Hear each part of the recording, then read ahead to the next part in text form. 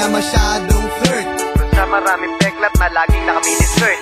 and I hate the girl na super dominante, nakakawalang gana kung masyado ding maate. Ayoko sa babae na sobrang bungangera, dun sa walang modo kahit nasa Paris na.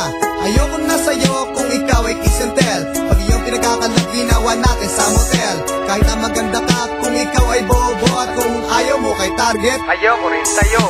please, wag mong pilitin, dahil ayoko sa'yo.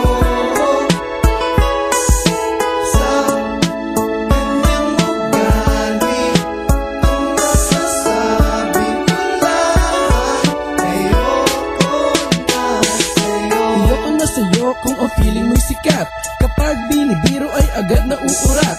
Ayoko rin yung tipong laging nakasimangot, tapos sa babae napakaraming kamot. Ako'y nabuburaot kung ikaw ay pasosyal, at pagdating sa lalaki ay masyadong garapan, lalong lalo na sa babaeng manluloko. Hoy, si target to, babaeng ganyan, ayoko rin, no? Ayoko rin yung tipong gabi-gabi sa bar, tapos kung umasta ay wala na sa lugar. Klase ng babae na mahilig kumabet, hindi pa nga kami, grabe na ako dumikit. At ako'y asal pasupil sa kalandian, sa dami ng lalaki di mabilang kung ilan. Ayaw ko sa lahat ay ang babaeng makate. Oo nga, sa ganyan ay ayaw ni Auntie G. Please, wag mong pilitin, dahil ayoko sa'yo.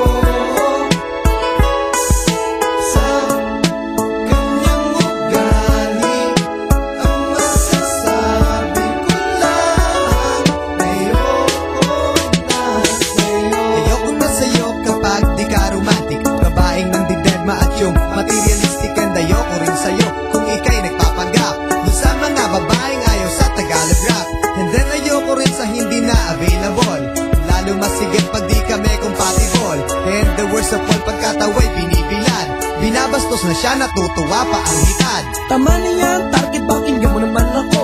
Ayaw na ayaw ko sa girl nagbabalat kayo. That's right, Andy G, maraming ganyang ugali, at ayaw rin natin pag tayo ay merong kahate. Kahate? Saan? Sa kanyang pagmamahal. Pag ganyan na shot ako, patitikimin ko ng sampal. Huwag ka na magbrutal, babae pa rin sila, basta para sa akin pag ganyan ayoko na.